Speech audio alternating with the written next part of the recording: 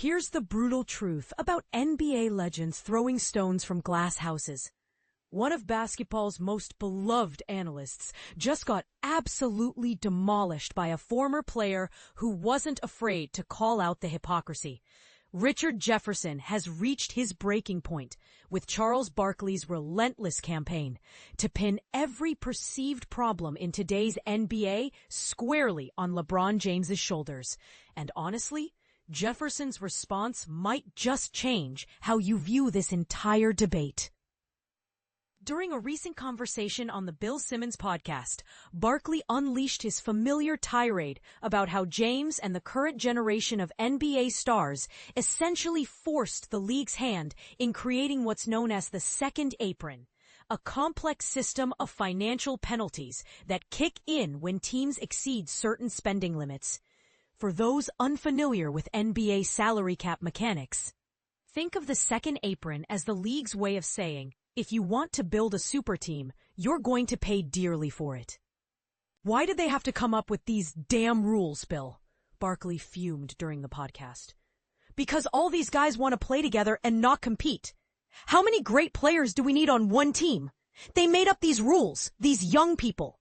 Well, if I had $1 for every time I heard about the second apron, why did Adam Silver have to put the second apron in? Because LeBron wanted to get all his guys together. Barkley didn't stop there, extending his criticism to other modern superstars. Kevin Durant wanted to go play with the Warriors.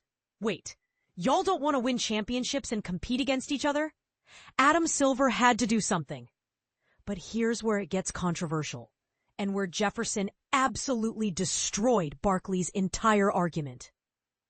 On his Road Trippin' podcast, Jefferson didn't just disagree with Barkley. He systematically dismantled the Hall of Famer's position by pointing out something that many fans seem to conveniently forget. Charles Barkley himself was one of the original super team architects. When we look at teaming up, he did it.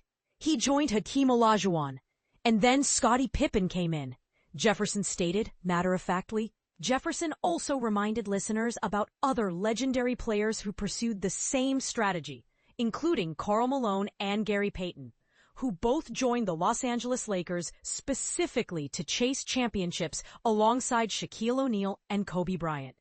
And this is the part most people miss when they criticize modern players. The practice of star players joining forces to win championships isn't some recent phenomenon that LeBron James invented. Jefferson made this point crystal clear by highlighting how super teams were being formed long before James even stepped foot on an NBA court. Did we forget our history? His own history, Jefferson continued, his frustration evident.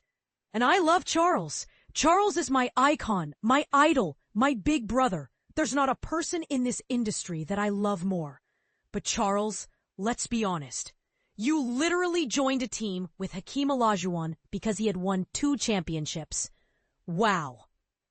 That sounds exactly like LeBron going to join Dwayne Wade. And then you brought in Scottie Pippen.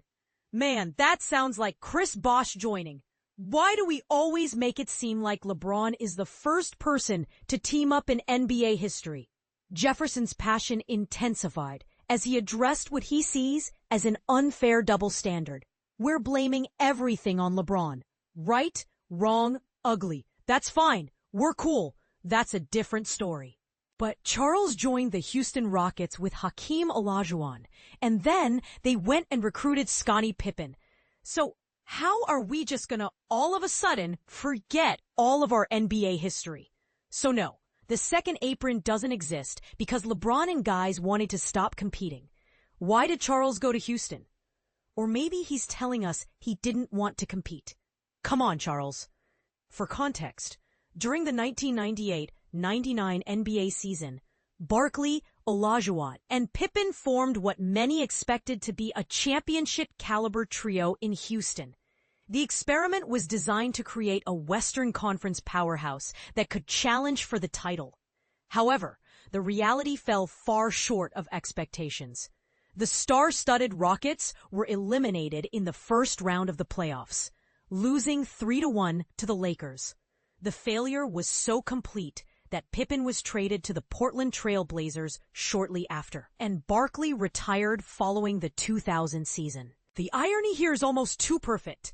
Barkley's criticizing modern players for doing exactly what he did, except his super team attempt was arguably less successful than many of the modern versions he's condemning. This raises some fascinating questions that go to the heart of how we evaluate NBA history and player legacies. Are we holding today's stars to a different standard than previous generations? Is there something fundamentally different about how LeBron James assembled his championship teams compared to what players like Barkley attempted decades ago? Here's my take. Jefferson absolutely nailed it.